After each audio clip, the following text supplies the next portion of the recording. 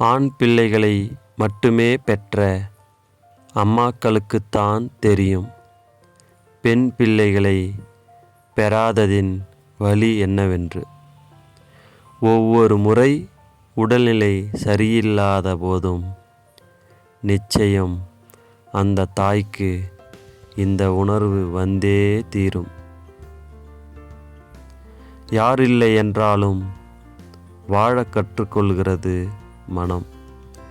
ஆனால் அதற்காக காத்திருக்க வேண்டும் என்பது மட்டுமே நாம் உணர வேண்டிய விஷயம். வெற்றியோ தோல்வியோ இருவரும் சேர்ந்தே அனுபவிப்போம். எங்களுக்குள் போட்டி இருந்தாலும் பொறாமை இருக்கவே இருக்காது. ஏனென்றால் நாங்கள் நண்பர்கள்.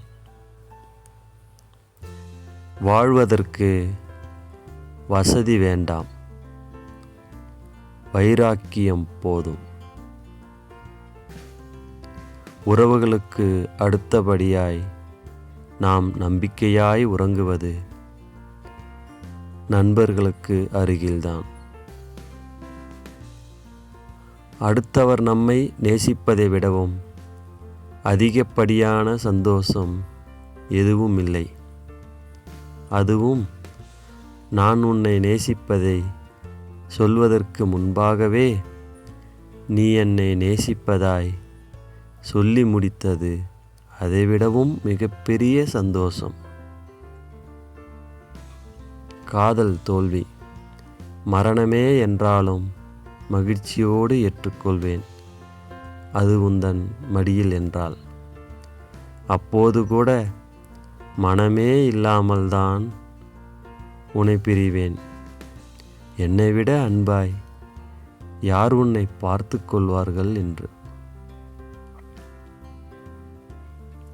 அன்பு ஒன்றைதான் அடுத்தவருக்காக கொடுக்கிறோம். மற்ற அனைத்தையும் நமக்காகத்தான் செய்கிறோம்.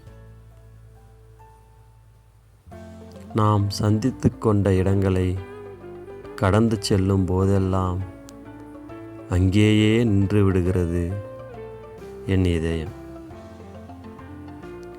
எல்லோருடைய நிகழ்காலமும் நெருக்கடியானதுதான்.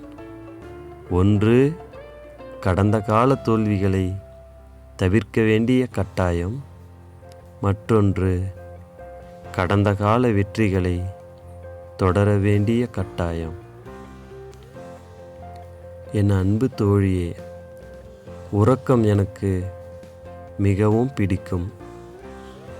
அதில் வரும் கனவில் நீ உயிரோடு வருவதனால்.